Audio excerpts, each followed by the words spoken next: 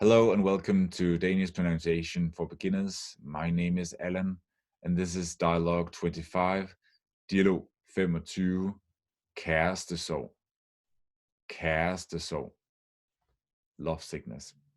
The pronunciation focus of this video is the adverb dare.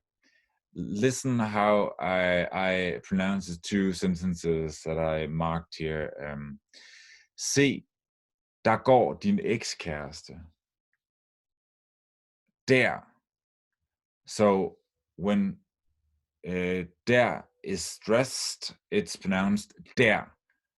And when it's not, which is often the case, it's pronounced da. Mikkel og Jeppe er på vej fra supermarkedet. Er på vej hjem fra supermarkedet.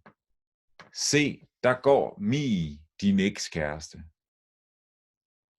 Se, der går Mi, din ekskæreste. Hvor? Der. Hun går sammen med en fyr.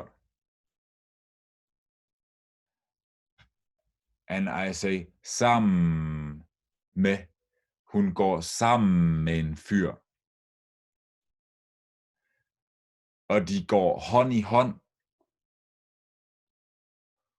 Hun har fået en ny kæreste. She got a new boyfriend. Hun har fået en ny kæreste. Bliver du ked af det nu? Bliver du ked af det nu? Ja, faktisk. Ja, faktisk. Jeg kan ikke komme over hende.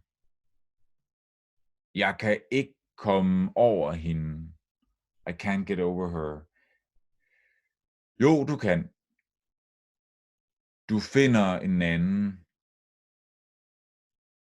Du finder en anden. Jeg vil kun have hende. Jeg vil kun have hende. I only want her. Det forstår jeg godt. Det forstår jeg godt.